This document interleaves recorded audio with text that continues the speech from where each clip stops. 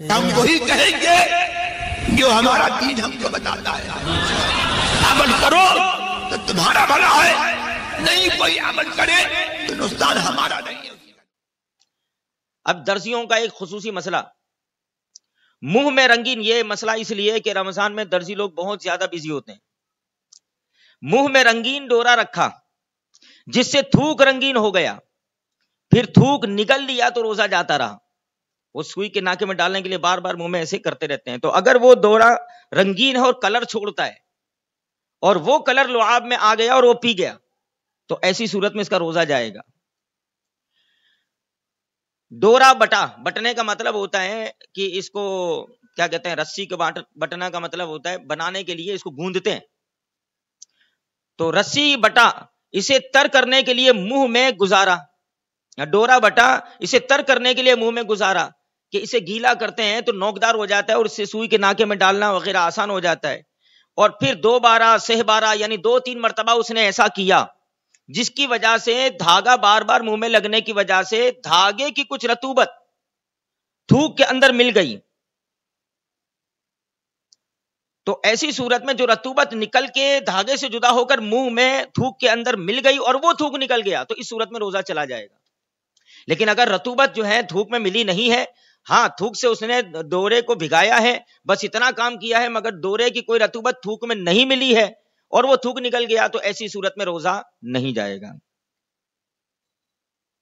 آنسو منہ میں چلا گیا اور نکل لیا، اگر قطرہ 2 قطرہ ہے تو روزہ نہ گیا، 1-2 قطرہ ہے تو معاف ہے.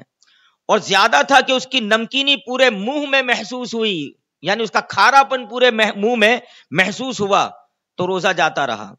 پسینے کا بھی یہی حکم ہے کہ 1-2 بوند ہے تو معاف رہے گا، مگر اتنی زیادہ مقدار میں پسینہ منہ کے اندر چلا گیا کہ پورے منہ میں اس کی نمکینی محسوس ہوئی تو ایسی صورت میں روزہ جائے گا.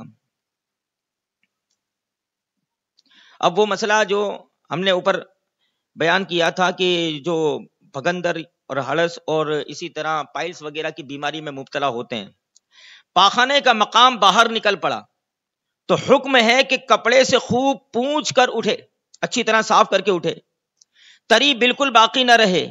اور اگر کچھ پانی اس پر باقی تھا اور کھڑا ہو گیا کہ پانی اندر کو چلا گیا تو روزہ فاسد ہو گیا.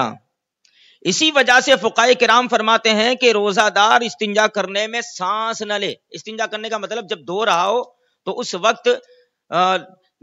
وقت جو ہے سانس نہ لے بلکہ سانس کو روک لے اور جلد سے جلد اس عمل سے فارغ ہو جائے. تو یہ مسئلہ جو ہے نا زیادہ تر ان لوگ اس بیماری میں جو لوگ مبتلا ہوتے ہیں ان کے لیے پریشانی والا مسئلہ ہوتا ہے. تو اگر وہ استنجا سے فارغ ہوں تو پہلے اچھی طرح سے اسے کسی کپڑے سے صاف کر کے پانی کو جذب کر لیں پھر اٹھیں. اب ایک مسئلہ وامٹ کا مسئلہ. عام طور سے وامٹ کو لوگ یہ سمجھتے ہیں کہ بس وامٹ ہوئی تو روزہ گیا. تو یاد رکھیں کہ ہر وامٹ سے روزہ نہیں ٹوٹتا، بلکہ وامٹ کی بعض صورتیں ایسی ہیں جن میں روزہ ٹوٹتا ہے اور بعض ایسی بھی ہیں جن میں روزہ نہیں ٹوٹتا. یہ صورتیں حضور صدر الشریعہ علیہ رحمہ نے مسئلے میں ایک ساتھ بیان کی ہے، ہم نے اس کو تھوڑا الگ الگ کر کے رکھا ہے. پہلی صورت قصدن یعنی جان بوجھ کر بھر منہ قے کی.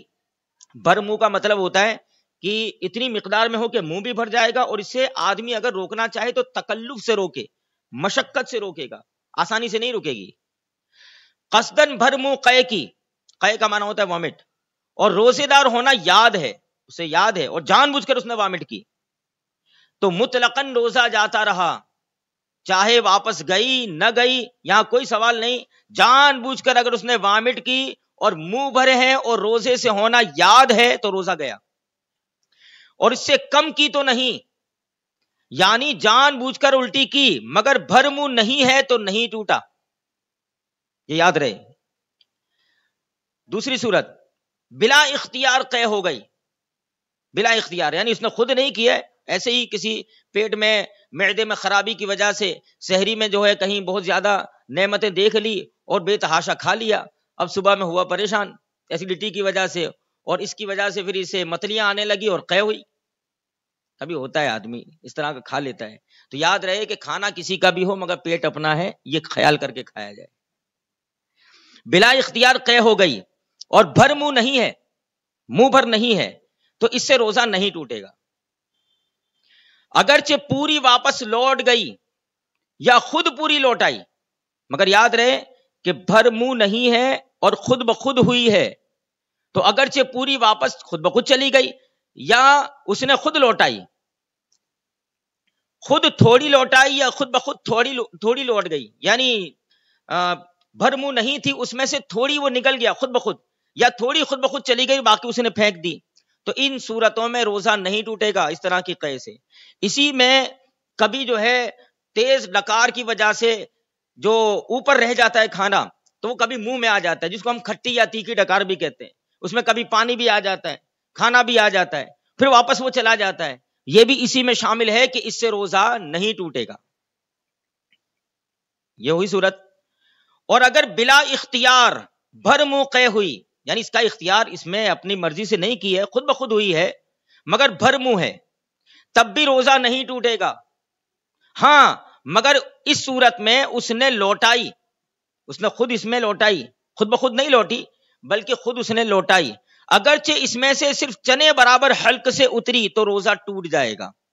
یہ صورت کون سی ہے کہ بغیر اختیار قے ہوئی، بھر منہ ہے اور واپس اس نے خود لوٹائی، تو اگرچہ چنے برابر واپس لوٹائی، اس صورت میں روزہ جائے گا ورنہ نہیں۔